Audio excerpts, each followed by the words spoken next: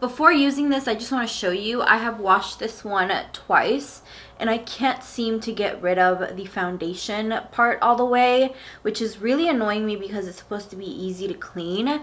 You have no idea how much I scrubbed this and how much facial cleanser, my own cleanser, I used on this, and it won't come out. The powders come off really easy, quick, but it's the foundation part that's annoying me. And I don't know how antimicrobial that can be because it's just in there. And just so you know, I washed it right after I used it, so maybe that's why. Maybe I'm supposed to let it dry a little bit.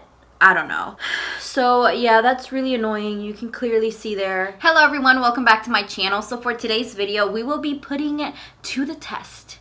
Tati Beauty's Blendiful against my favorite beauty blender. But before we get started, I just want to remind you guys to please subscribe to my channel and turn on your post notifications so that you're notified every single time I post a new video. I do have a giveaway going on for the Tati Beauty Blendiful, so if you're interested in that, I will link that down below. I have loved the beauty blender for years, and this is a new product. It is a new concept. I believe this is a cloth. The beauty blender is a sponge. You're probably like, why are you putting them against each other? They are different, but essentially they do the same thing. The Blendiful is supposed to save you time and products and all of that stuff. My first impressions of the Blendiful is already up. Like I said, I will link that down below. I just wanted to see a side-by-side comparison from both of these just because I'm still unsure if I like the Blendiful, but I am positive I am in love with the beauty blender. The only thing I have left to do is to go wet my beauty blender. So that is the first thing that we're gonna get started with is, as most of you know, the beauty blender has to be wet and the Blendiful is to be used dry. So there is a difference there, but like I said, the end result should be similar. So my favorite foundation at the moment is the Pat McGrath Skin Fetish Sublime Perfection foundation. It is a more natural finish foundation, but it's just what I've been loving lately. So it is a little bit sheer, it's not full coverage, so I kind of know how much I need for my beauty blender. So we're gonna do this side as my beauty blender side and this side my Blendiful. So what I like doing is I squirt a full pump and I go in.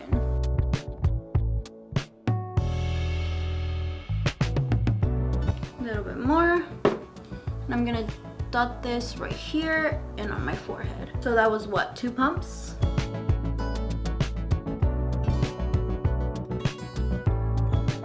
That is one side of my face with foundation, and I mean, I love the finish. There's nothing I have to say about that. So now we're going in with the Blendiful, and I'm gonna do 1 pump again. It says you can do a sweeping buffing motion.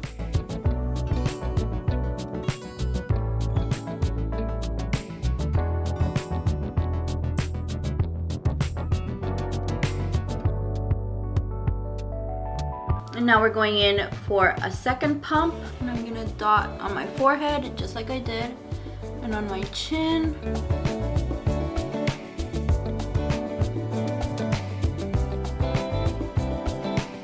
Okay, so this is my second time using the Blendiful, and I think I got the hang of it. So you sweep and you buff. Sweep to spread the product, and you buff. I used the same amount of product on each side. So far, I like the Blendiful better. This is crazy. Yeah, the first time I really did not know what I was doing, but now that I got the hang of it, I feel like it's the same exact foundation, and I feel like I have a little bit more coverage on the Blendiful side than I do on my beauty blender side. On this side, not a lot of redness is peeking through, but on the beauty blender side, there's a little bit of redness peeking through still, but my skin does look a little bit more natural. It doesn't look like I have makeup on. And on this side, you can kind of start telling that I do have makeup on, which I don't mind. But so we're done with foundation, and now we are going to be going in with our concealer. Beauty blender side, I use about that much, and I do my eyelids, and I do work in sections. So I take the pointier side of my beauty blender and I go in here, and I take it on the side of my nose as well, and I just blend that out. And that little bit of redness peeking through tends to go away once I do this step. But This concealer is full coverage, so that does make a difference. I don't know how I'm going to do half of my concealer like this. I'm guessing I should just like that, and then I'll do this and this and this. Okay, so I'm gonna blend half of this. It's kind of hard. This is hard.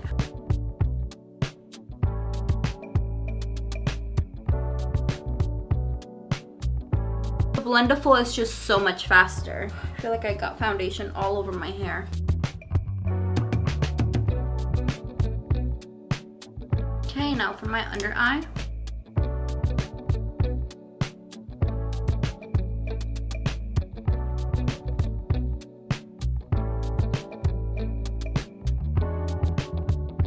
You would think that the Blendiful would leave harsh lines, but it's seamless. And you know what? I think I'm not giving the Beauty Blender its fair shot, because the Blendiful does claim that you can use less product. Probably using the same amount as I did with the sponge does absorb some of that product. That's probably where I'm not getting the same coverage. So far, I love the Blendiful side. It just looks seamless. I'm not saying that the Beauty Blender side doesn't, but the Blendiful side looks a whole lot smoother. So now let's move on to powders. And this is interesting because the first time that I tried the Blendiful, I loved the way my powder looked with the Blendiful. So, okay, let's do this. My Fenty Beauty powder. So I'm gonna dip my Beauty Blender in here and kind of press it in the cap.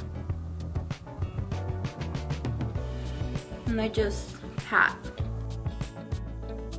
And I go in a second time. Now I'm taking the Blendiful and I'm dipping the same exact way. And I kind of disperse the product like that.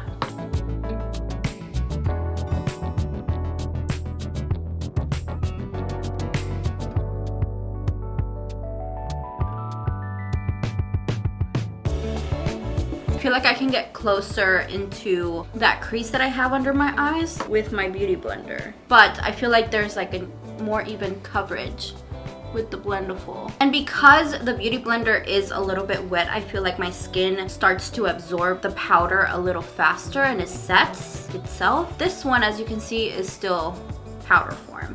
I like that the Beauty Blender does have the benefit of that really pointy side.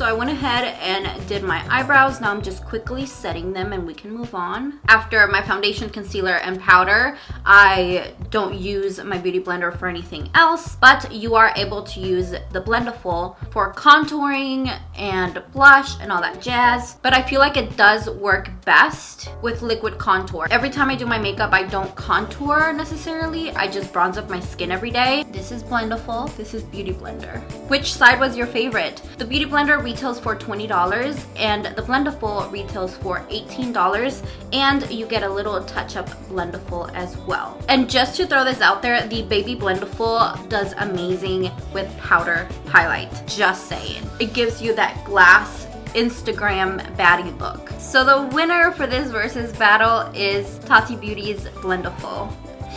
I'm so sad, kind of. The first time I used the Blendiful, I had no idea what I was doing. I still feel like maybe I don't know what I'm doing, but I feel like I got a better result this time than I did my first time trying it. I really like it. I really enjoyed how fast it is. And once you get the hang of it, it's easy. I use the same amount of products on both sides, and I can't believe, I feel like I'm looking at two different faces. Maybe on camera you can't tell. I do see a difference. This is a whole lot smoother. There's lots more coverage. This one is a more natural finish, but is not as smooth. So I hope you guys enjoyed this video. I hope it was helpful, and if it was, please give me a thumbs up. Don't forget to subscribe, and I will talk to you guys next time.